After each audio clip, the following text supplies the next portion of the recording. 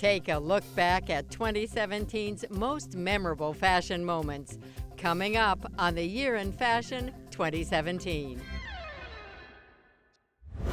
In this edition of the Year in Fashion, 2017 was a year for celebration, goodbyes, and making powerful statements on the runway. Michael Kors lifted the fashion community's spirits with an optimistic collection. I think the world's a bit complicated, to say the least, lately, so I am an optimist. At Roberto Cavalli, Peter Dundas presented his final collection for the label. Monique Lhuillier celebrated 20 years in fashion. And I really started by looking at my archives, seeing where I started and the evolution of my label. Designers and fashion insiders reacted to the year's tense political climate. No matter your political view, it was clear that people had an opinion and they wanted it to be heard. Marc Jacobs put on a much-talked-about show with hip-hop soul. At Fendi, Karl Lagerfeld offered a breath of fresh air with a sophisticated and subtle collection. I would use the word restrained, and I think that's the key word in a season of highly decorative collections. The Metropolitan Museum of Art celebrated Rei Kawakubo of Comme Garcons with an exhibition and red carpet extravaganza. This is a night where the whole world collides: art, fashion, music. Christian Siriano celebrated beauty and diversity in New York. And much more to come in the Year in Fashion 2017.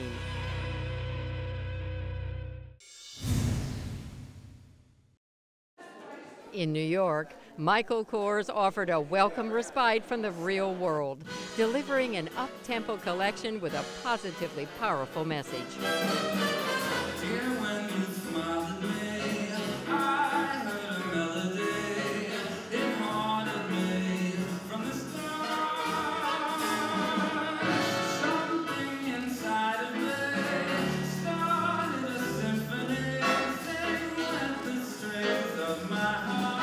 The first show we've ever done where we will have live performance at the show, and we're very excited to have Rufus Wainwright here. I think the world's a bit complicated, to say the least, lately. We constantly see things that, could take us down, and I think just, it's hard. So I am an optimist. For me, the glass is always half full. It's never half empty. And I really believe that fashion can lift your spirits. I started thinking about this kind of dichotomy of powerful romance, because I think the world's missing romance and romanticism. But my customers, they want to feel flirty, they want to feel feminine, especially when the weather's warm, but at the same time, they want to feel empowered. So we're really blending these two ideas together. Beautifully tailored jackets and coats that are the opposite of fast fashion, mixing that back to really gorgeous demonstrative florals, a lot of soft bias cut things, ruffles that kind of catch the breeze. It's really this mix of the two things together. There are no gowns in the show. The only long clothes that are in the show are for day. We haven't looked at tailoring in quite a while, especially for spring. I'm very much into the idea of when you put on a jacket or a coat, it gives you some presence. So you're gonna see some strong defined shoulders and sharply defined waists. It's this homage to a dame. It's Kim Basinger, it's Katharine Hepburn, it's Barbara Stanwyck. These women who know how to flirt, but at the same time be strong.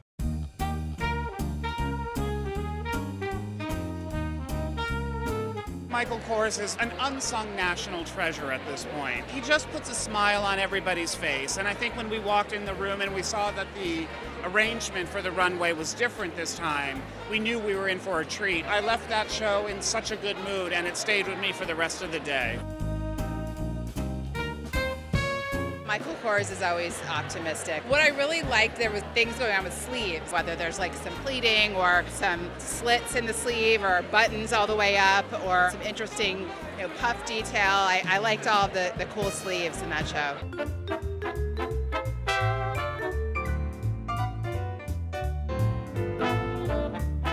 Despite all the talk about how America is in this dark place, you definitely are not seeing it on the runway. You're seeing, joy and color and optimism and independence and sort of self-expression. There's no one trend that is everywhere. And, Michael's a master at color and all-American enthusiasm, so he did it best.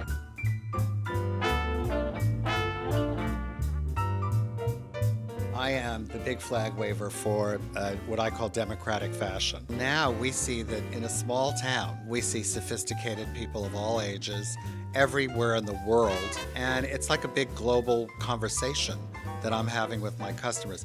It helps me tremendously as a designer. We love hearing the feedback. We love seeing when people post pictures of themselves. I'm like, oh wow, I didn't think of putting it together that way. So it's great to see it. And I think that curiosity is kind of the most important thing in fashion. So for me, I'm always curious about what's next, what's new.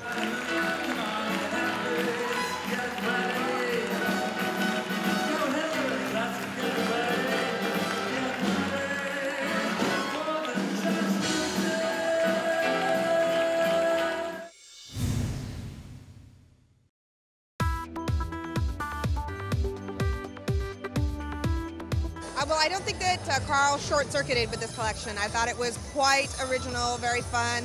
The digital display, the colored lights that you would see as a print was very colorful.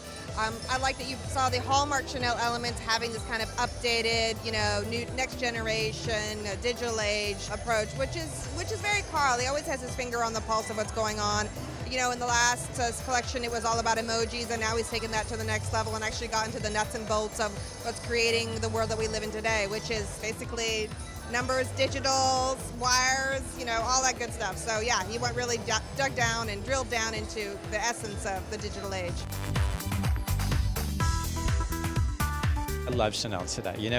It's always crazy to see what Karl does in the Grand Palais, and certainly going back to the idea of the computer and being hardwired literally and figuratively all over the entire Grand Palais, with the idea of these computer generated and computers that were certainly kind of stacked on top of each other, and these highly intensive, almost neon sporadic patterns that were on chiffons that were fluttering down the runway, and even the neon colors that were woven into the Lesage beautiful tweeds and all of the lovely kind of fabrics that he does.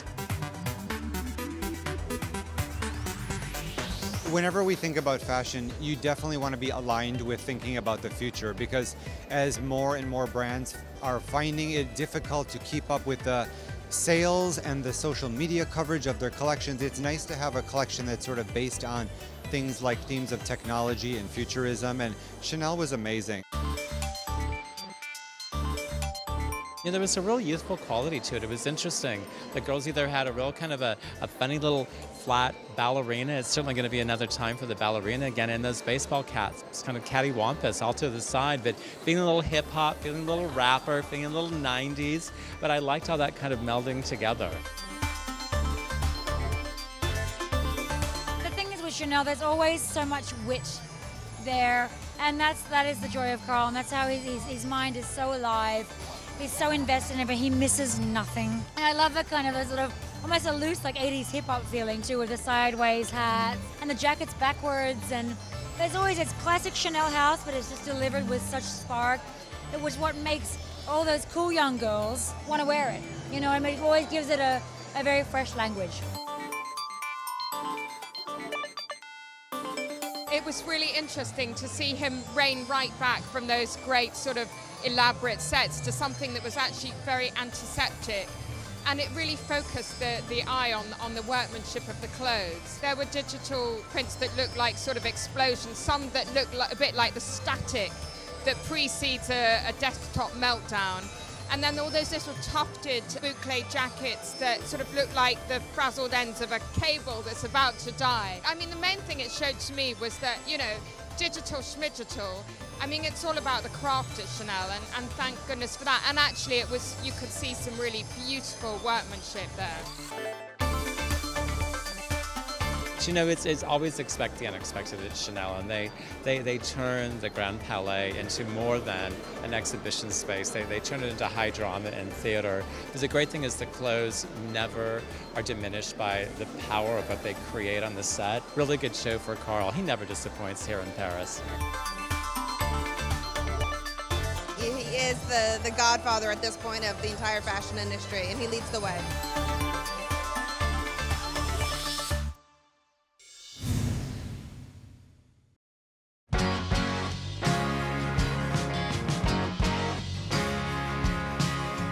The whole collection was patchwork, patchworking patterns, colors, embroideries, going to cultures as well, between like the actual shapes and also the embroideries and the prints. I started with Native American folk art, and it kind of went from there to zoomed up to Scandinavia, because it's like I recognize things from my Norwegian roots that looked very similar to Swedish clogs, to Japanese kimonos, to quilting from France, to arts and crafts prints from the UK, and so on and so on. So it was really this like mind game, which I like to do when I design sometimes. But more than anything about freedom, you know, it's such a great moment in fashion to express yourself and have some fun with this, you know.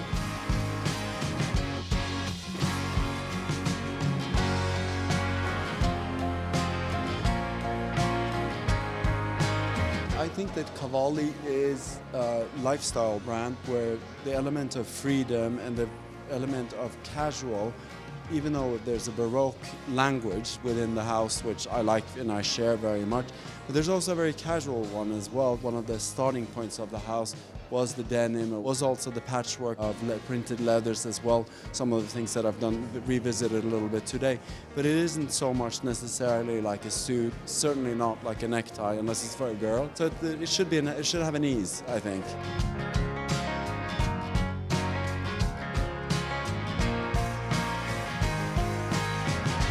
Rock and roll with a little bit of a bohemian 70s vibe, a lot of great peasant skirts that were tiered in mixed fabrics, bell-bottoms everywhere, many times done in patchwork, and often resolving, about 3/4 of the way down the knee, and then with a suede base, which gave it a real kind of a cool girl look to it. I love this idea of velvet transcending trend and season for spring, and Peter was really loving the idea of kind of velvet blazers that were super embellished, fitted with a little bit of a stronger shoulder over a lot of his great peasant dresses, peasant skirts, and a flared jean and a flared pant that I thought was really cool.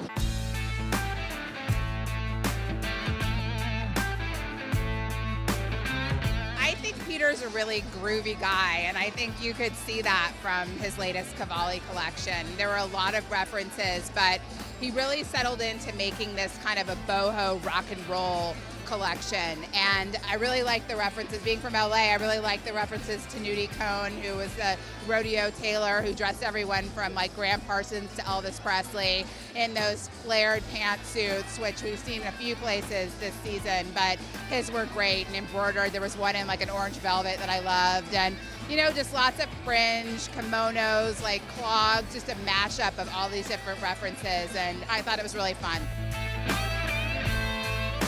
I think he's actually doing a really good job now. As soon as he caught on to that look that was his own, that little bit of bohemian, hippie, 70s, 60s moment, it became really fun again, and he brought a lot of energy back with those bell-bottoms, the velvets, all those great, almost transparent dresses. They all felt really right for the model client that he likes to dress.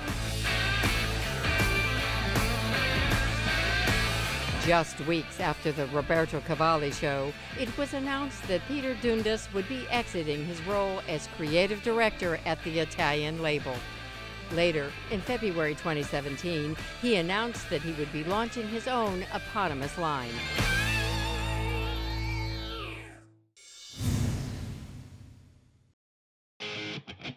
One of 2017's hottest trends was athleisure, with designers bringing athletic elements and materials into their collections and elevating them for day and evening. Alex Wang is a great example of a designer who's tapping into more of a mood than a closet. He's kind of looking at the classics of the sportswear of his youth and bringing them back, putting them together in fun ways. Of course, he loves sporty, so a lot of sports bras that wrapped multiple times around the midriff as well. You know, it was sporty, it was kind of punk rock, it was kind of, you know, sexy, trashy, which is a little bit sort of a signature for him. And I know the kids will go crazy for it, but there were those splashes of color, and I loved like the lace kind of sporty lingerie. Less lingerie and more sort of sport. It was sort of crossing the line between the two, of being able to wear it on its own, wearing under layers, still being able to keep the attitude, not making it overtly sexy. She could be super feminine, or she could be active and sporty if she wanted to be, yeah. You're going to see a sports interpretation. So we went to the sports track and took all the technical high performance fabrics that you find there and created a series of pieces that use heat sealing technology. So it's the same kind of thing you might have traditionally used to go to the gym or run in, but translated into clothes that you'd wear for the office.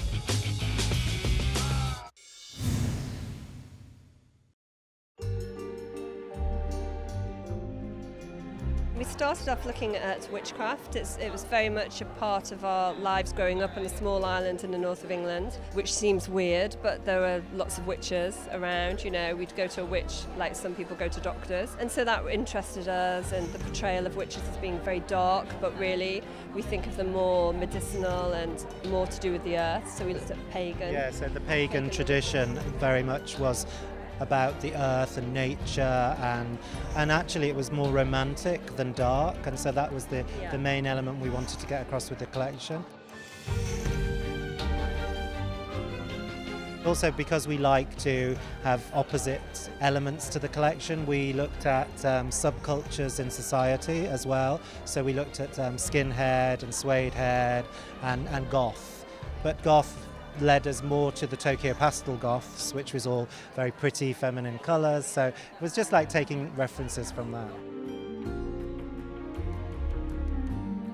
There's a lot. We've got like velvet devores and silk satin devores, lots of silk georgettes and silk chiffons layered up and frayed for lightness. We've got sequins, we've got tailoring, there's tules, and then there's lots of like embroidery and beading as well.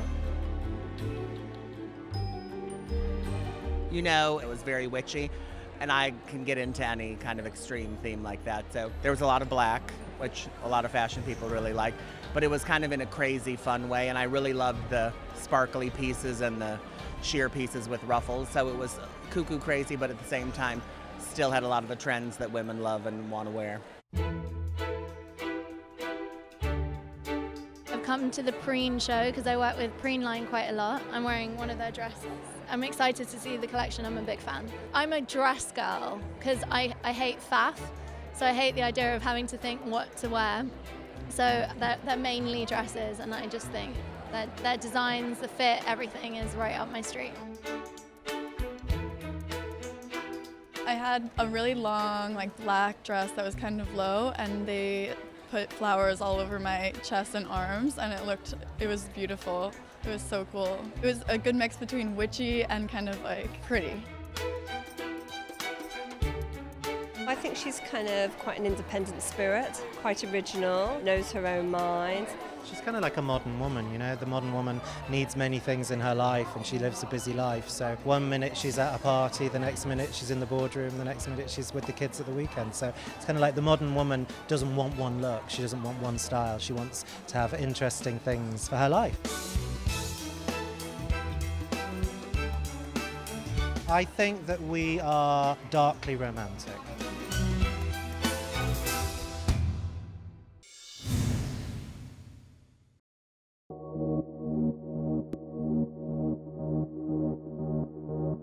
I wanted the clothes to be seen in natural light, and this collection is very personal to me because I'm celebrating my 20th year in the fashion business, and I really started by looking at my archives, seeing where I started and the evolution of my label, and highlighting that today.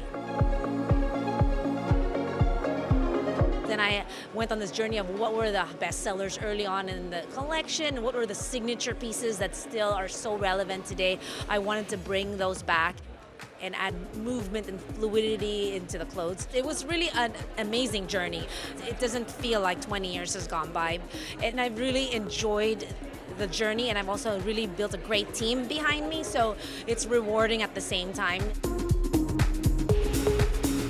Well, this one right here is one of, again, my signatures where I do really intricate organzas, pleated, and this time I overlaid it with embroideries. I also wanted to ground the softer colors with this belt, which is kind of like a demi corset at the same time, so it finishes the look and you really feel like you're accentuated on your waist. The girls are very feminine and sophisticated, but she's twisted at the same time, so it's not too predictable. Her stuff is amazing. It is a statement, but I think it's like a really sophisticated statement. There's a sense of simplicity that's so sophisticated and gorgeous to her work that I love, and that's why I think it's so classic. It's chic shapes, chic color, just really interesting choices where it's just that little bit of something where you're like, damn, she nailed it, it's gorgeous. Like, that's Monique. I'm wearing a sequence dress with straps. It's playful, it's beautiful, it's gorgeous. You can wear it in a red carpet, you can wear it in an event or like at a party. It's good for everything. The accessories in this collection, they're all jewel-like, very intricate. All the shoes are about focusing on the ankles, so there's beaded ankle straps. It's about wrapping a lot of ribbons around your ankles, a lot of detailing. And the bags are really like jewelry. They're very intricately beaded. The biggest challenge being a designer today is you really need to have the balance of great design and business. You can have the most beautiful collection, but if it doesn't sell, if it's not priced right, if it's not delivered on time, you're not going to stay in business for long. So it's really art and commerce and mixing that balance and having a great team behind you who believes in the business as much as you do. I think that is the biggest challenge today for a designer.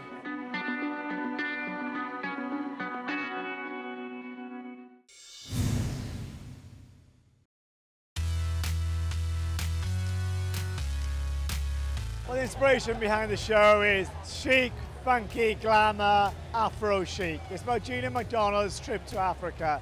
But I don't go alone. I go with Madonna, Beyonce, the Rolling Stones, Kim Kardashian, Kanye West. And what you do in Africa, you make it trendy, funky, and sexy. The animal skins are gold and metallic. The ethnic feel of Africa goes, and it's been translated for a modern woman, which is strong, confident, and glamorous. The men are rock stars, the women are sexy women.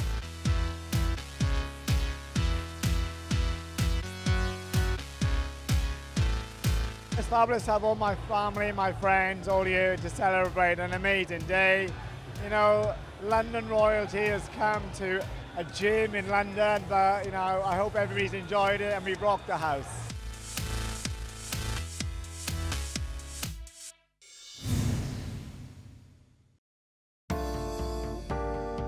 In a time of political unrest, Fall 2017 saw many in the fashion world using their craft to react to current events around the globe. Top industry players had much to say about the politically charged and socially conscious season. The beauty of fashion is that it's a mirror of our culture, and designers really translate what's going on around us. We're seeing sometimes a bit of negativity on the runway with everything politically that's happening, and people using the runway as a place to post their point of view, positive or otherwise, many times negative. These are very unusual times, and a lot of people, they're sort of trying to process everything, and their way of doing that is through their work and through their clothes. So I'm not sure that I would necessarily call it political as much as I might just call it therapy. I just came from Pablo Garong's show where the models all had really fantastic, simple white message t-shirts on. I went to the Women's March in New York and I wanted to capture that essence of what I felt and bring it there and make it palpable for people. People cannot deny it's a mountain of women protesting around the world. We really have to fight for women's rights, but we need to fight for all human rights. Let's show it and give strength also to the people that has a lower voice. We saw women marching and it just kind of energized us. We just wanted to add that kind of positive way of doing empowerment. Kind of seeing women march but with a smile on their face, just being like their own type of warrior. Bring change with energy through colors in a way. I always think fashion really reflects what's going on in the world. And I really wanted this to exemplify the idea of strength, but strength with a lot of sensuality and a lot of opulence. We're seeing this idea of a very confident woman on many of the New York runways. It's not about making a statement that's splashed across the clothes. It's making a statement when you wear the clothes, that you wear them and you wear them with great confidence, and that's really what beauty is all about. I feel like everyone needs a brightening up lately, and this is a great way to do it with makeup, just having fun, being playful, and not caring what anyone thinks. Look at my team, look at the people I employ. It's diversity, it's women of color, and it's inclusive, and that's what's really important right now. I know fashion can sometimes be narrow-minded, but for me, it is always about different people.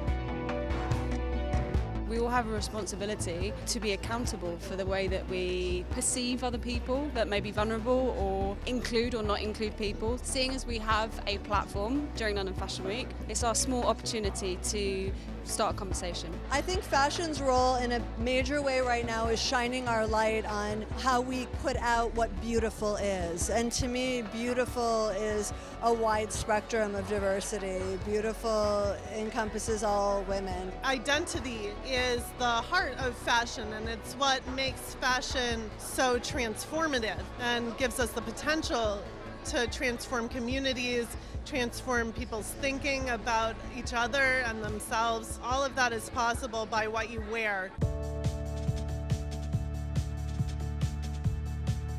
I think fashion designers have an incredible responsibility because young people listen to them, so it's important that they communicate and they say what they think and they stand for what they believe in. These forms of art, whether it's music or arts or fashion, it's a way of uniting us and connecting us, whereas in many ways we might be divided. This is an opportunity to connect in a way that is not anybody's side. No matter your political view, it was clear that people had an opinion and they wanted it to be heard. Fashion and all of us, we don't live outside of politics, and so it's really for each one of us to decide how much of an activist we want to be. What do we, what will we stand up for?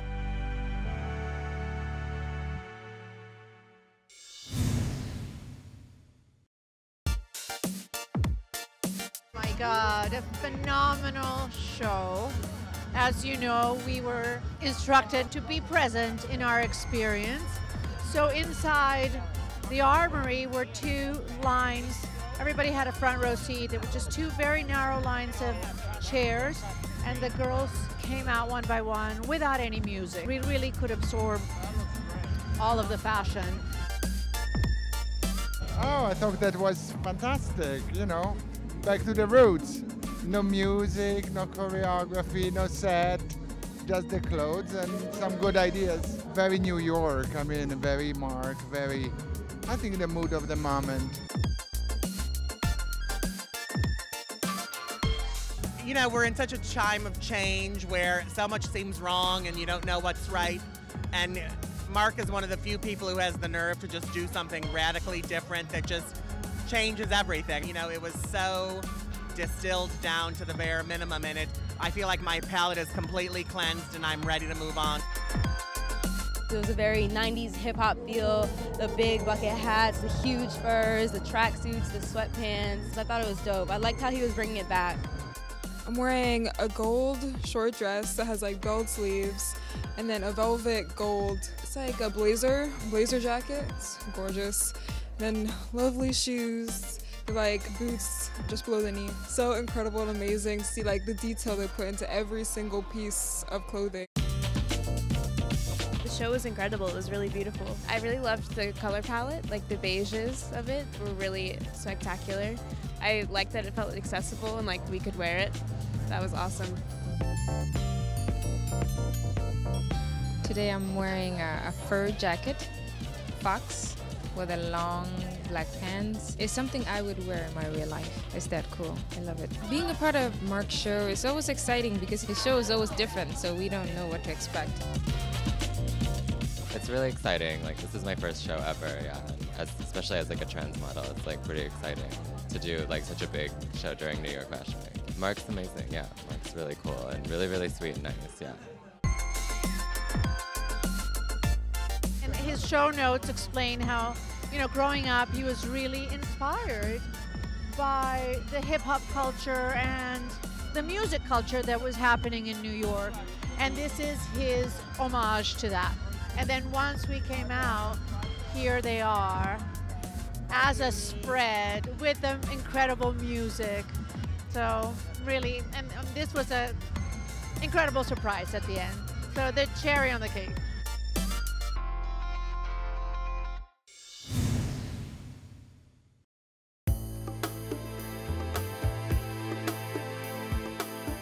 I mean, for me, Fendi's always something that I absolutely adore. I think the team there do such an amazing job.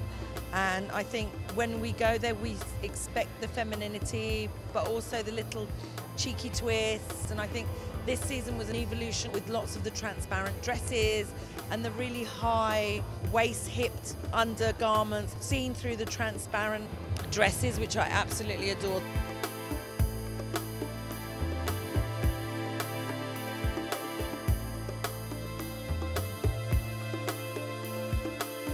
It was so interesting to see Fendi with such a different point of view, and I actually loved it because I thought the clothes had a great sophistication. I thought they were the kind of clothes that a wealthy woman, a luxury customer would want to wear. I thought the girls looked really pretty. I thought they looked really fresh, and even when you see kind of the supermodels of the moment, Bella Hadid and Gigi Hadid, Kendall Jenner, the clothes looked great on them. They didn't look forced, they didn't look contrived, and everything really being grounded on that shocking lipstick red glove boot that was over the knee, but beautiful fluidity. You know, I love Karl when he's his softest. I would use the word restrained, and I think that's the key word in a season of highly decorative collections that continue this hyper embellishment that we've been seeing for 2 years now. I think Karl took the moment to say reset the button and bring back some, you know, traditional clothes for working women, for women who appreciate polish.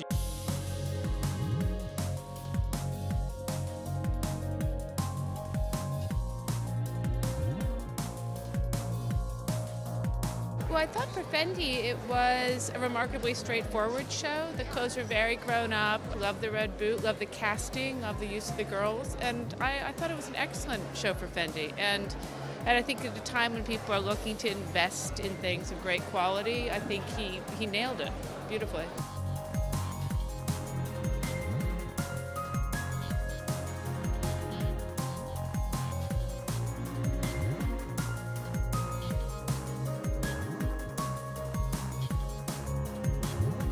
And a lot of dresses that had handkerchief hemlines or kind of cutaway hemlines that just floated down the runway. And certainly amazing furs, as we always see on the runway. But I thought there was a lovely restraint without being boring on the runway. And I love the idea of clothes that are expensive, that look expensive, and handbags that are to die for. You know, all the great handles and the mink trims and the interesting fur trims.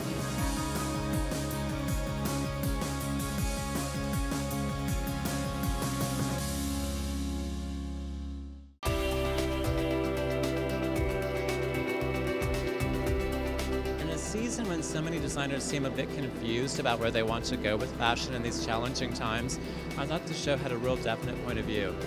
And they're clothes that I see my Neiman Marcus women wanting to wear and looking lovely and looking super expensive in them.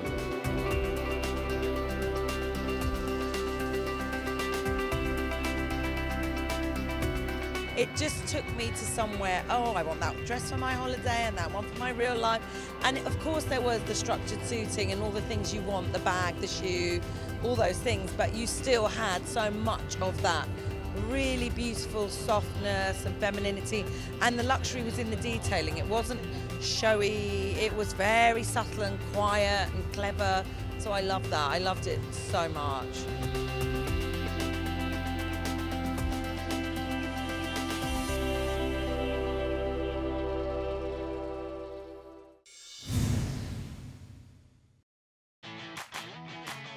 I'm Marianne. They say Marjan here. They always pronounce it Marjan, but it's Marianne. The unmistakable Dutch beauty was discovered on social media. On Instagram. I already was modeling amateuristic, but not really. I did like Amsterdam Fashion Week, but not big things, more like for fun. And I was still studying, and then someone found me on Instagram and said, "Oh, who are you with in New York?" I'm like, "I never been in New York. I I don't even know, like, I'm not a model. And they were like, okay, but we would like you to sign with us. And then I went to New York. I stopped my study and went to New York. Then in the beginning it didn't go that good, but they changed my hair and everything. And then I went to Paris and then I did Saint Laurent, and since then I'm working non-stop. New York's a bit crazy. I mean, it's nice to be there for like a few weeks, but then after I prefer to be in a quiet environment. Most of the time I love my apartment together with my best friend from Holland, so it's really nice. But I prefer to live in Holland. Modeling has taken this new New Yorker all over the globe. It's really cool because I went to Japan, I went to Cuba, I went to Mexico, Dubai. I've been in a lot of different places. Before modeling, I studied the cultures, like different cultures. So it's really interesting because now I'm still studying, but then in practice and not like in theory. So I made a lot of Dutch friends and other friends. There are a lot of Dutch models around everywhere. It's nice because the work itself, like the shows are cool, but it's more the people around you who make it fun. So it's just important to be with fun people. I'm friends with D-Squared, with Dean and Dan. I went with them on holiday. Yeah, they're my best friends. They're like my brothers. It was so much fun. It was the best holiday ever. While Marianne continues to develop her modeling career, the 22-year-old is keeping an open mind for the future. I have no idea what I want after this. I think I want to do something totally different, but I have no idea yet what. But as long as it's going well, I just keep doing this and then let's see.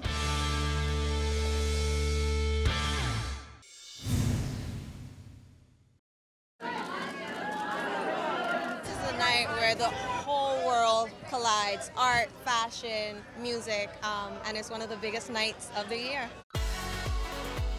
It's the glamorous night when the fashion elite and red carpet glitterati convene on the steps of the Metropolitan Museum of Art to celebrate the Costume Institute's latest exhibition.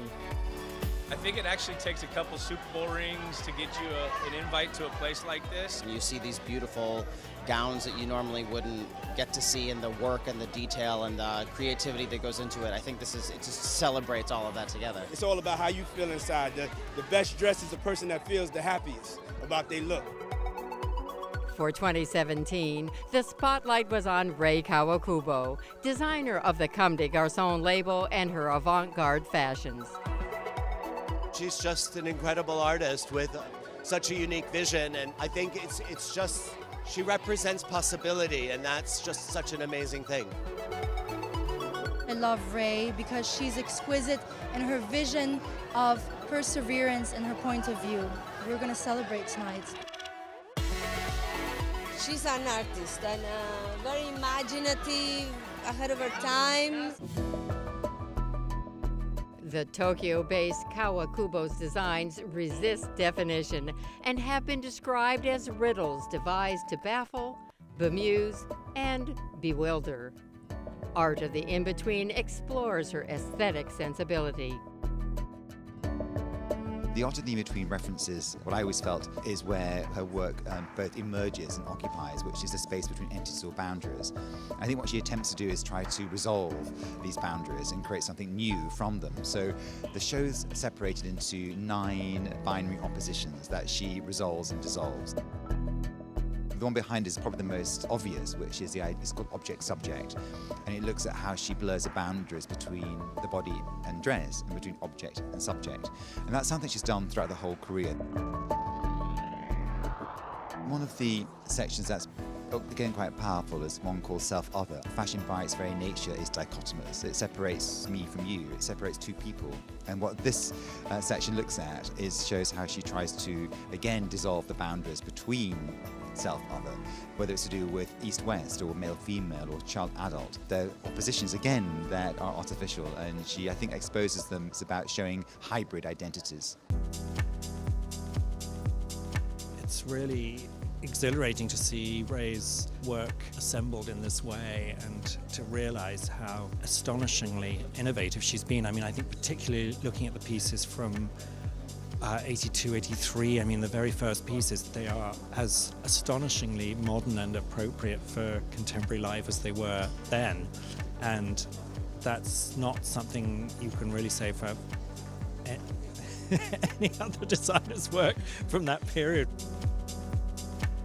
The ideas of asymmetry, the ideas of outsize, the idea of the unfinished were pioneered by her in the early 80s. It's now become part of the fashion vocabulary. We take them for granted, but they were so radical in the early 80s. So, you know, beyond the formal characteristics, there are these more philosophical underpinnings of her work. So, for sure, I think she's, if she didn't already exist, I think we'd have to invent her. This is the first exhibition dedicated to a living designer since Saint Laurent in '83, who of course in his own way defined and redefined what fashion could represent through the decades. And I think that Rei's work makes so much sense in the context of a great encyclopedic museum like this, because it is fashion, but it's also sculpture and art and so many other things. She's changed the course of fashion history over the last 40 years. She's taught us that the body has no bounds and that fashion is limitless. She's constantly upending our views of beauty and challenging our conceptions of fashion.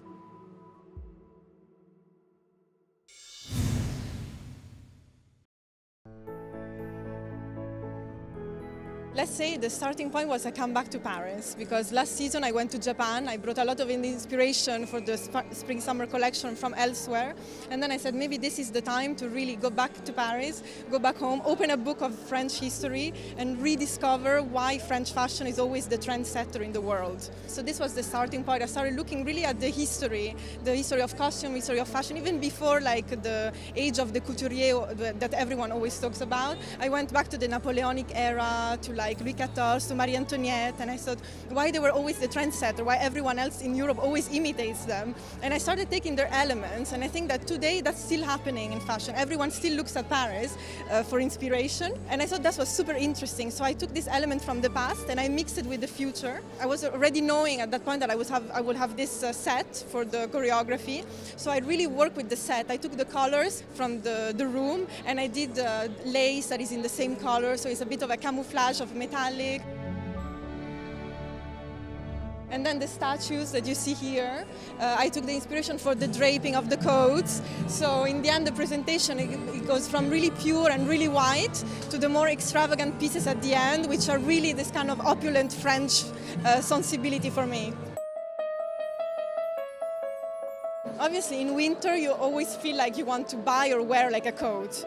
You see, so when I came here, I saw this like draped dresses from the statues, and I thought, oh, I could do some draped dresses, but it would be amazing to actually work the draping in coats. So we started bringing like scarves, you know, and like draping it on the girls and seeing, and then we kept all the fringes, and we really turned, let's say, these scarves into constructions and into garments. And I thought white was really the best way to see the constructions. This came a bit from like some, like let's say, ancient women in painting. You know, I thought, how can I make this modern? You know, all this sort of Napoleonic era. You know, you have this lady with like the big thing and the red hair, and I thought, wow, no one has been looking at this for such a long time because it's not like the most modern thing ever. So I thought, if I completely clean it up and it's white and it's short and it's with like a girl with short hair and earrings, I thought, you know, that brings the energy of today. I hope to bring this kind of, let's say, twisted French couture sensibility that was the beginning of the house, and then also to, let's say, bring a modernity of like fashion of today, you know, what's going on, and let's say, what did I learn in luxury that we can apply to something that is actually accessible for people. And obviously I want to keep the house like what it is in the sense of the price point. I think this is very important. This is the specialty of the house. So definitely to work on this in the future.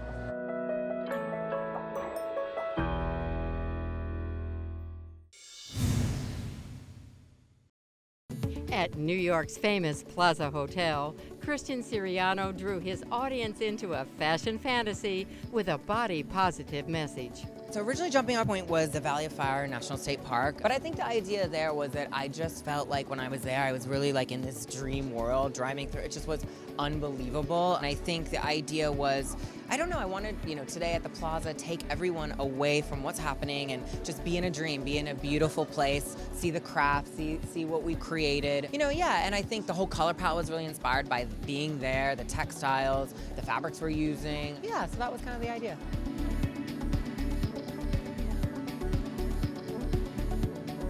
We have everything. We have everything from really, luxe cashmeres, beautiful embroidery, a lot of silk, a lot of velvet. A lot of the stones are this really, really deep kind of clay color. So you'll see that throughout the collection. That was very important. The color palette, I think, was very inspired by just being in that place. And I think we'll see, but it's a range.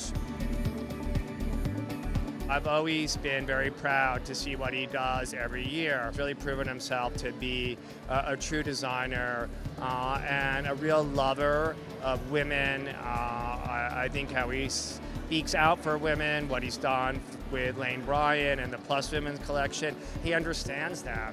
And he sparkles. He's a sparkly designer.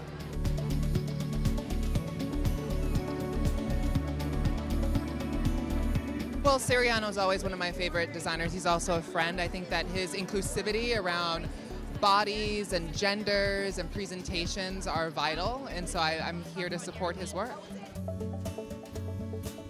Well, Christian is a very good friend of ours, and it's just exciting to always come to his show and to watch him do amazing things. And last year he kind of broke the records of such a diverse runway, and then we're here again, and we will be seeing many of the same sort of things, but of course, great designs. I love Christian, and when he asked me to wear one of his dresses, I couldn't say no. I love that, they're out there and they're elegant and they just make you feel like a beautiful, gorgeous woman.